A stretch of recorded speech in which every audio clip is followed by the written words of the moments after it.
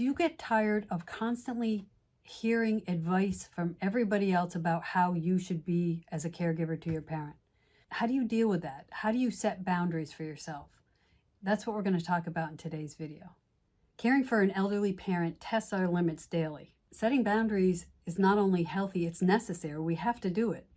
Today we're going to talk about 5 unconventional tips to set boundaries as a caregiver. But before we begin, I wanted to introduce myself. I'm Tammy Provenzel. I'm a dementia-certified physical therapist and a life coach. Our healthcare system isn't set up to provide resources or guidance for caregivers.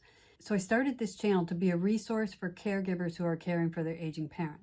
Unconventional ideas to set boundaries. The first one is to set your priority based on how efficient it is and not on the guilt that you might feel. So usually all the focus is supposed to be on the person that we're taking care of.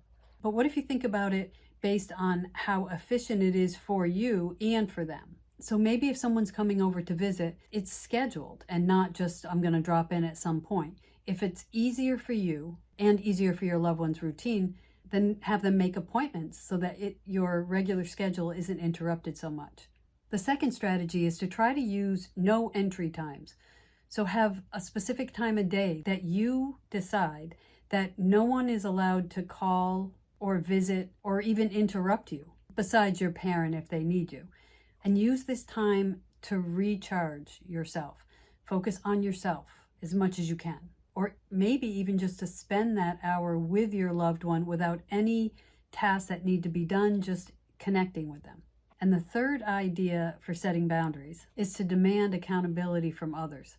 This one's really tough for a lot of people because caregiving usually falls on one person. And it's really hard when different family members have different beliefs about what they're willing to do, what they should do, and what they can do. But it can be really empowering for you as the caregiver to ask for accountability from them. So if you need something, come right out and state what you need. Be specific about what you need. And also give the consequences if they're not able to do it. It might mean that the consequence is that we'll have to use some of mom and dad's money to pay for a caregiver while I do this other thing. Or it might mean that the consequence is that I'm going to cut down on my hours as the caregiver. The fourth boundary setting idea is to come up with a rule to give yourself time when you're asked to do something. This isn't for questions that need an immediate answer, like, will you walk me to the bathroom or something? This is more for bigger questions that might come up. Like maybe mom asking, will you take me shopping tomorrow and then out to eat? And you already have a full day's worth of things planned out. Make a rule where you give yourself 15 or 20 minutes before you answer. And you can say, I'm going to put some thought into this, and then I'll let you know in a half an hour. And then use that time to think about, do I really want to do this? Do I have time to do this? Do I have the energy to do this? And if the answer is no, then go back to the first tip, which is to say no without feeling guilty. And then the fifth boundary setting tip is to enforce a period of time where there is no talk about caregiving. So if you have family members, siblings, constantly getting feedback and advice from other people who are telling us the way we should be doing this can be exhausting and frustrating. So declare a period of time where there won't be any talk about caregiving, where you just won't discuss caregiving at all.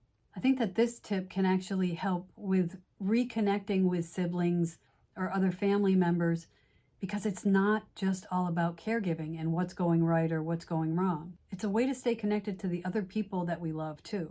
When we set boundaries using some of these tips we've talked about today, helps you to respect yourself and the quality of care that you're giving to your parent.